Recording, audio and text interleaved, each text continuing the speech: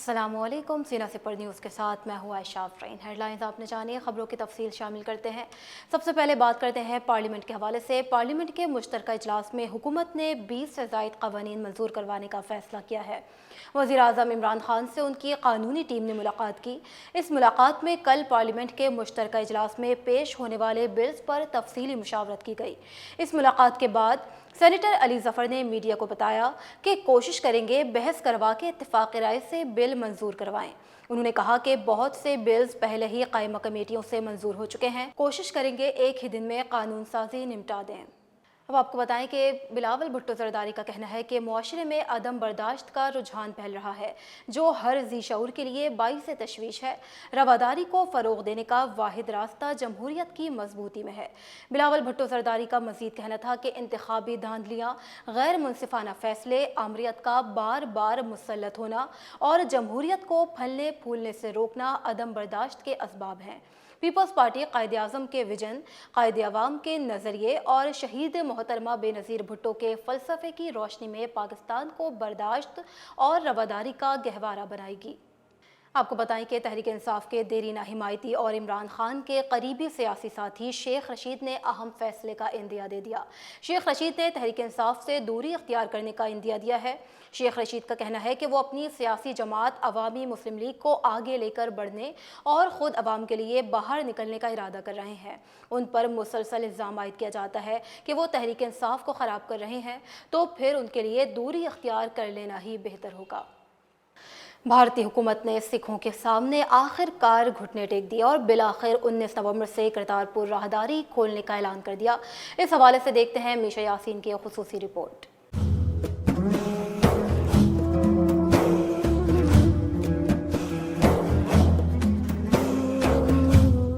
B J پی کے سکھ ارکان parliament نے بھارتی وزیر اعظم نریندر مودی سے کرتارپور راہداری کھولنے کی درخواست کی، جسے قبول کرتے ہوئے مودی نے گرو نانک دیو کے 552ویں سالگرہ کے موقع پر راہداری کھولنے کا اعلان کر دیا۔ راہداری کھولنے کے فیصلے سے پوری سکھ قوم میں خوشی کی لہر دوڑ گئی۔ مارچ 2020 سے بھارت کی جانب سے کرتارپور راہداری بند ہے۔ کورونا وبا کے خاتمے کے بعد 25 مارچ کو کرتارپور راہداری کھولنے کے لیے خط لکھا گیا تھا، لیکن اس پر کوئی عمل درآمد نہ ہو سکا۔ بالآخر گرو نانک دیو جی کے 552ویں جنم دن کے موقع پر 29 نومبر کو کرتارپور راہداری کھولنے کا اعلان کر دیا گیا ہے۔ دنیا بھر میں سکھ گرو نانک دیو جی کا 552واں جنم دن منا رہے ہیں۔ اور اب بات کریں گے سابق صدر آصف علی زرداری کے حوالے سے، جن کا کہنا ہے کہ عمران خان کو لانے والے اب اعتراف کر رہے ہیں کہ ان سے غلطی ہو گئی، اب وہ اس غلطی کو کیسے ٹھیک کریں، یہ اللہ کو بہتر معلوم ہے۔ آصف زرداری آج اسلام آباد کی احتساب عدالت میں پیش ہوئے۔ عدالت پیشی کے موقع پر میڈیا سے غیر رسمی گفتگو کے دوران انہوں نے کہا کہ عمران خان کی حکومت مدت پوری نہیں کرے گی۔ مریم نواز سے متعلق پوچھے گئے سوال پر سابق صدر نے کہا کہ مریم نواز میری بیٹیوں جیسی ہیں، ان کی درخواست سے متعلق بات نہیں کروں گا۔ احتساب عدالت نے آصف علی زرداری کی ضمانت قبل از گرفتاری کی درخواست منظور کر لی۔ اور اب آپ کو اپڈیٹ کریں کہ سابق جج رانا شمیم کے حلف نامے سے متعلق توہین عدالت کیس کی سماعت اسلام آباد ہائی کورٹ میں ہوئی۔ سماعت کے دوران میر شکیل الرحمان، انصار عباسی، اٹارنی جنرل خالد جاوید بھی عدالت میں پیش ہوئے، جبکہ سابق جج رانا شمیم عدالتی حکم کے باوجود عدالت میں نہیں آئے۔ رانا شمیم کے بیٹے نے عدالت میں پیش ہو کر بتایا کہ والد گزشتہ رات ہی اسلام آباد پہنچے ہیں، ان کی طبیعت ٹھیک نہیں ہے۔ رانا شمیم کے صاحبزادے نے کمرہ عدالت میں ویڈیو چلانے کی اجازت طلب کی۔ احمد حسن رانا نے کہا کہ ہم ایک ویڈیو عدالت میں چلانا چاہتے ہیں، لیپ ٹاپ لا سکتے ہیں، جس پر عدالتی عملے نے ان سے کہا کہ جج صاحب کی اجازت سے لیپ ٹاپ لا سکتے ہیں۔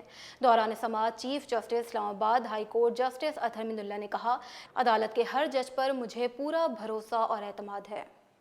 سندھ اسمبلی کے اجلاس کے دوران اپوزیشن کی طرف سے نسلا ٹاور پر مشترکہ قرارداد پیش کرنے کی کوشش ناکام ہو گئی۔ پیپلز پارٹی کے ندا کھوڑوں نے تجاوزات کے حوالے سے حکومتی موقف پر مبنی قرارداد پیش کی، جس کے متن میں کہا گیا کہ شہریوں نے اپنی جمع پونجی رہائشی منصوبوں میں لگائی۔ قرارداد کے متن میں یہ بھی کہا گیا کہ سندھ حکومت تعمیراتی منصوبوں کے تحفظ کے لیے متعلقہ فورم سے رجوع کرے۔ قرارداد پر تنقید کرتے ہوئے جی ڈی اے کے رکن شہریار مہر نے کہا کہ حکومتی اراکین بھول چکے ہیں کہ سندھ میں ان کی حکومت ہے۔ ندا کھوڑو نے کہا کہ ہم چاہتے ہیں کہ چھت سب کے پاس ہو، کسی کو چھت سے محروم کرنا مسئلے کا حل نہیں ہے، کراچی کا نسلا ٹاور ہو یا وزیر اعظم کا بنی گالہ ہی کیوں نہ ہو۔ اور یہاں آپ کو خبر دیں کہ ای وی ایم بل کے معاملے پر متحدہ قومی موومنٹ پاکستان نے وفاقی حکومت کی حمایت کا فیصلہ کیا ہے۔ ای وی ایم کے ساتھ حیدرآباد یونیورسٹی کا قیام اور مردم شماری پر بھی بل لایا جائے گا۔ ترجمان ایم کیو ایم کی جانب سے جاری بیان میں کہا گیا کہ وفاقی حکومت حیدرآباد یونیورسٹی کے قیام اور مردم شماری کے بلز کی حمایت کرے گی۔ انہوں نے کہا کہ تینوں بلز پارلیمنٹ کے کل ہونے والے مشترکہ سیشن میں پیش کیے جائیں گے، جبکہ وفاقی وزیر انفارمیشن ٹیکنالوجی امین الحق نے بھی کہا ہے کہ ایم کیو ایم کل مشترکہ اجلاس میں حکومتی بلز کی حمایت کرے گی اور قانون سازی پر حکومت کی حمایت کرے گی۔ وفاقی وزیر امین الحق نے کہا کہ فیصلہ رابطہ کمیٹی کی مشاورت سے کیا گیا ہے۔ اور اب آپ کو بتائیں کہ بہاول نگر میں درندہ صفت شوہر کا بیوی پر بہیمانہ تشدد اور حبس بیجا میں رکھنے کے معاملے پر آئی جی پنجاب راؤ سردار علی خان نے فوری ایکشن لے کر بیوی کو بہیمانہ تشدد کرنے اور حبس بیجا میں رکھنے والے ملزم محمد حسین کو گرفتار کر لیا۔ آئی جی پنجاب کا کہنا ہے کہ خواتین اور بچوں پر تشدد کرنے والے ملزم کسی رعایت کے مستحق نہیں۔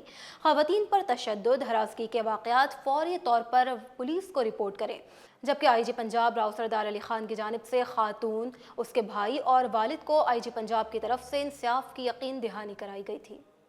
اور اب بات کریں گے L N G quota reference کے حوالے سے۔ سابق وزیر اعظم شاہد خاقان عباسی نے احتساب عدالت کے باہر میڈیا سے گفتگو کرتے ہوئے کہا کہ نیب کا تماشا آپ سب کے سامنے ہے، تیسرا سال چل رہا ہے اور آج تک عدالت کو نہیں بتایا گیا کہ ہمارا جرم کیا ہے۔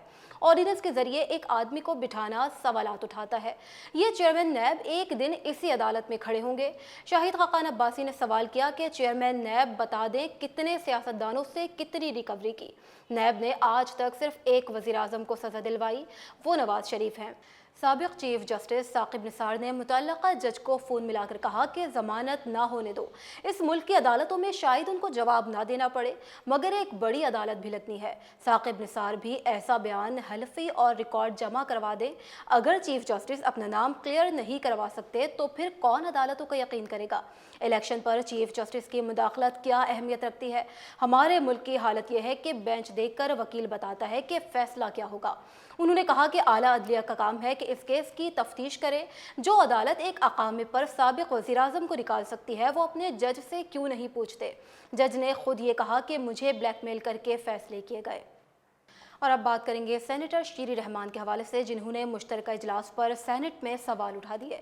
ان کا کہنا تھا کہ ہم نے قوانین کے معاملے پر اپوزیشن کی اسٹیئرنگ کمیٹی بنائی، اسپیکر سے ملاقات میں ان کو بتایا کہ مشترکہ اجلاس منسوخ کرنے کو ہم نے نہیں کہا، ہم نے اسپیکر کو کہا کہ وہ تحریری طور پر مذاکرات کی دعوت دیں، تحریری طور پر بلز کمیٹی بھیجنے کی یقین دہانی کرائے۔ حکومت کے اتحادی بھی ان قوانین سے مطمئن نہیں تھے، حکومت بے ساکھیوں پر کھڑی ہے، مشترکہ اجلاس کے پیچھے غلط مقاصد ہیں۔ اور اب آپ کو بتائیں کہ ایڈمنسٹریٹر کراچی مرتضی وہاب کا کہنا ہے کہ پیپلز پارٹی نے عوام سے جو وعدے کیے وہ پورے کر رہے ہیں۔ چیئرمین پیپلز پارٹی بلاول بھٹو زرداری کی ہدایت ہے کہ عوام کے مسائل حل کیے جائیں۔ کراچی کے شہریوں کے مسائل پیپلز پارٹی حل کرے گی۔ پچھلے کئی روز سے پوری قوم اور اپوزیشن جماعتیں مہنگائی پر احتجاج کرتی نظر آئیں۔ چینی، آٹا، انڈے، ہر چیز پہنچ سے دور کر دی گئی ہے۔ پی ٹی آئی کے ترجمان اور وزراء مہنگائی کا ذمہ دار اپوزیشن جماعتوں کو قرار دیتے رہے۔ تیل کی قیمتیں عالمی مارکیٹ میں کم ہوئی ہیں، پاکستان میں کمی کیوں نہیں کی جاتی؟ اگر 5% بھی ریلیف دیا جاتا تو غریب کا بھلا ہو جاتا۔ اور اب آپ کو بتائیں کہ کراچی شوگر ملز اور ملک میں چینی کے اسٹاک سے متعلق اعداد و شمار جاری کر دیے گئے۔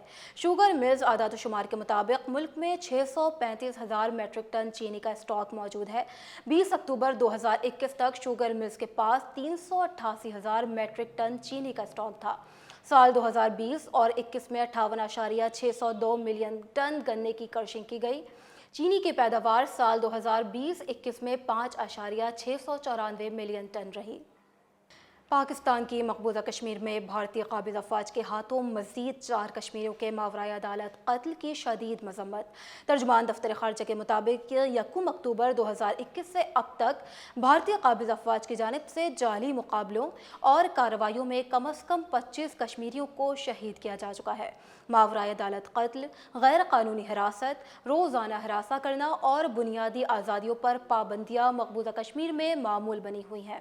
भारत को समझना चाहिए ताकत का बेतहाशा इस्तेमाल और वहशियाना पाबंदियां मकामी कश्मीरियों की जद्दोजहद को दबा नहीं सकती।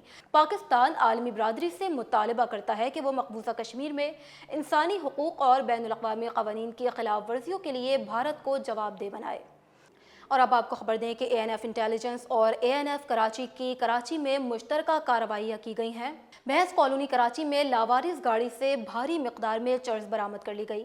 बरामदशुदा चर्स तौलियों में छुपाई गई थी, जबकि मुलजिमान की गिरफ्तारी अमल में लाने के लिए ANF की टीम ने खुफिया तौर पर 2 से 3 घंटे तक गाड़ी का घेराव किए रखा। बरामदा मनशियात और जब्त शुदा गाड़ी को मजीद कानूनी कार्रवाई के लिए ANF थाने मुंतकिल कर दिया गया है। मुलजिमान की गिरफ्तारी के लिए तफ्तीश का आगाज भी कर दिया गया। और अब आपको बताएं कि CTD की मालाकन रीजन में कार्रवाई की गई है। कार्रवाई में दहशतगर्दों का छुपाया गया असलहा, एमुनिशन, क्लाशनकोफ, राइफल और पिस्तौल बरामद कर लिए गए। दूसरी कार्रवाई में कलतम तंजीम का अहम मतलूब दहशतगर्द गिरफ्तार कर लिया गया। गिरफ्तार दहशतगर्दी गिरफ्तारी पर हुकूमत ने 5 मिलियन रुपए इनाम मुकर्रर किया था। दहशतगर्द दीरबाला में मस्जिद पर खुदकुश धमाके में मतलूब था, जिसमें 33 अफराद शहीद और मुतअद्दिद अफराद जख्मी हुए थे। पाकिस्तान और बांग्लादेश के दरमियान खेले जाने वाली T20 सीरीज़ में 50% तमाशाइयों को स्टेडियम आने की इजाज़त देने का फैसला किया गया है। रिपोर्ट के मुताबिक T20 सीरीज़ में पाकिस्तान और बांग्लादेश का पहला T20 इंटरनेशनल जुम्मे को मीरपुर में खेला जाएगा। कप्तान बाबर आजम और ऑलराउंडर शोएब मलिक भी ढाका पहुंच चुके हैं। दोनों एक रोज़ करंतना और कोरोना टेस्ट मनफी आने पर कल स्क्वाड ज्वाइन करेंगे। न्यूज़ बुलेटिन से फिल वक्त इतना ही। मज़ीद ताज़ा तरीन खबरों और अपडेट्स के लिए आप हमारे साथ रहिए और देखते रहिए सीना से पर न्यूज़।